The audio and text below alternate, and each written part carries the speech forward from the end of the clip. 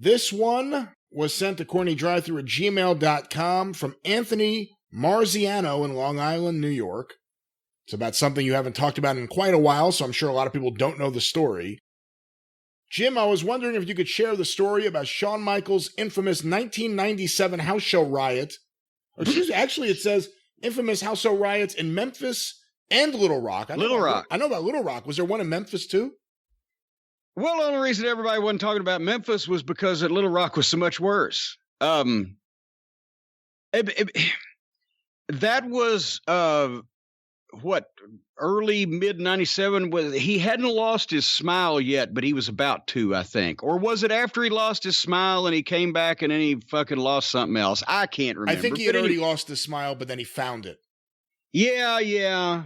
And it was in a bottle of pills. Yeah, it was there at the bottom of the bottle of Somas the whole time.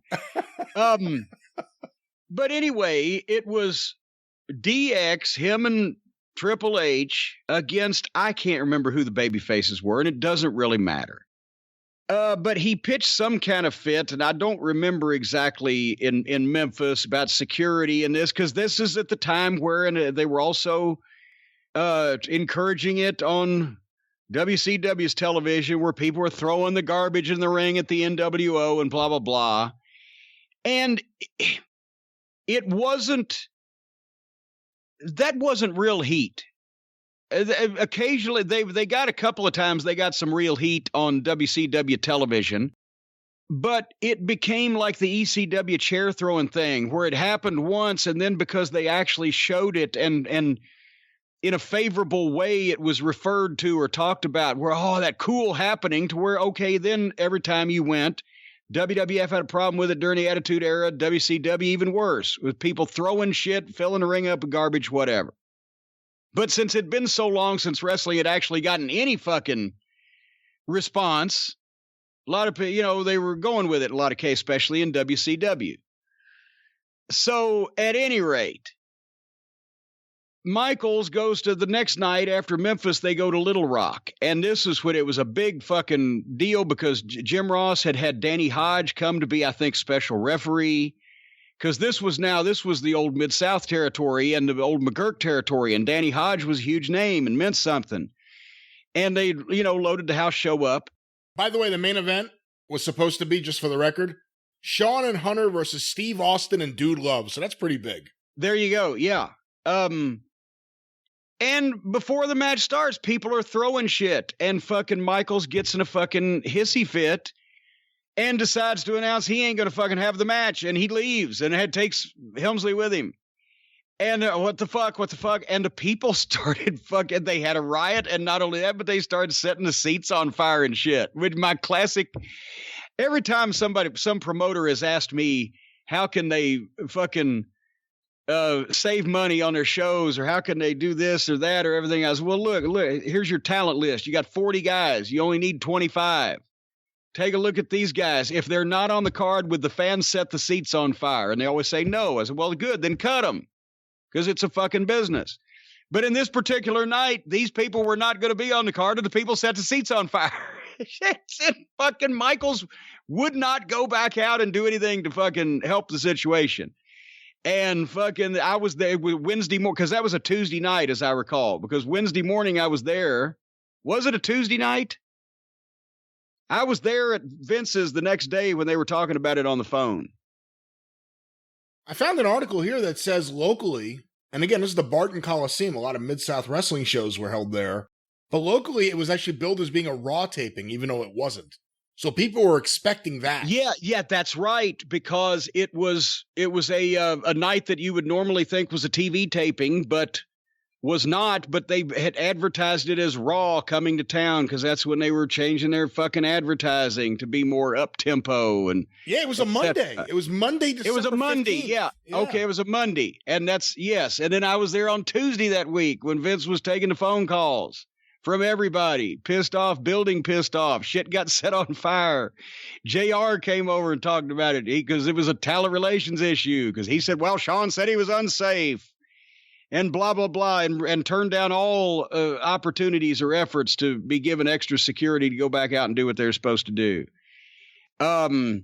So it was just another, yeah. So they didn't go back to Little Rock for quite a while.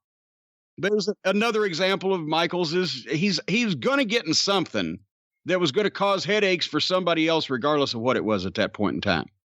I guess the fans rioted the night before in Memphis. What do you remember about that? Well, that's what I said. There was some kind of fucking beef with him and his match with fans throwing shit and him fucking doing something. And I can't remember what it was because Little Rock overshadowed it. But I remember at the time being told the whole situation, or at least the situation that we were told. And, you know, nobody was in danger. Nobody got physically attacked. They were throwing shit, which fucking welcome to Mid-South Wrestling, right? It was not a good situation. That people shouldn't have been throwing shit and doing a blah, blah, blah. But he made a big fucking stink out of it and made the whole issue worse than it was by his behavior as usual. Is basically the sum that we got of the investigation and hearing from everybody. And the people were already in a pissed off mood because they thought it was TV and it wasn't, but they were getting a house show. But then the main event just said, fuck it. Actually did get, I don't know if he said the word fuck, but it was basically he got on the microphone and said, fuck it, I'm done. And he left before the match even started. And so that, you know. Who would have been in charge that night at the building? One of the agents, I think it may have been, was it Jack Lanza? They would usually send a couple of agents. And for example, Jack Lanza would be the talent agent and Dave Hebner would check up at the box office, or Tony Gurria check up at the box office. And Pat did not road agent house shows at that point. He just went to TV. So it might have been Jack Lanza. And, you know, he tried to be Shawn's guy because Shawn kind of half-ass respected him, but sometimes nobody could fucking talk to Shawn. Obviously, you guys, or at least you, Vince doesn't seem to get rattled by Shawn, but a lot of you guys got fed up with Shawn, had problems with him. What about the talent? I mean, Steve Austin and Mick Foley are in this main event. Are the talent getting to a point where they're pissed off with Shawn and they're fed up with Shawn? We're getting to a point. How pissed off is Shawn where the talent? That point had been crossed. Well, I mean, what can you do? They saw all the guys that were pissed at him were the new guys that were working hard, that were getting over organically. Steve, that Vince didn't have any confidence in from the start. The Steve Austins, the Mankind, Mick Foleys. They're showing up, they're doing their job, they're not on fucking drugs. And then the guy that's already there, that's already got the spot that they want, he's a pilled up asshole that only takes care of his friends and pisses everybody else off and is unprofessional in any wide variety of ways. What do you think they fucking thought? They respected the guy because he was a great performer still, even under all those conditions, when he wanted to be, but he was a fucking asshole. And the people who were in his group, the clique, put up with it, and everybody else that wasn't thought he was a piece of shit, whether they admit it or not. It was a while before this, I think, but what do you remember about the Bruise Brothers, or the Blue Brothers, whatever they were in the WWE? Yeah. Wasn't there something where they like locked themselves in a room with Shawn Michaels to scare him? What was the story? No, it was the last night they were done. They were finishing up. It was their last night at Madison Square Garden.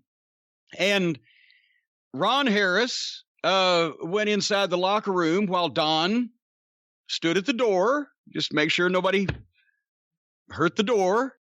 And Ron went in and fucking cut a promo on Michaels and told him that he knew that I don't know what was there or what was said specifically because I wasn't there, but the gist of it was he knew that he'd buried those guys and put the mouth on him, and he didn't fucking like him to begin with, and he snatched him up against he snatched him by the neck and put him up against the fucking lockers where his feet could go wee, wee, wee, wee, wee, and fucking cut a promo on him to his face about what a prig he was. And then some people heard some commotion and somebody hit a wall and realized that Shawn was in there, and Don wasn't going to fight anybody. So he let the door open because he wasn't.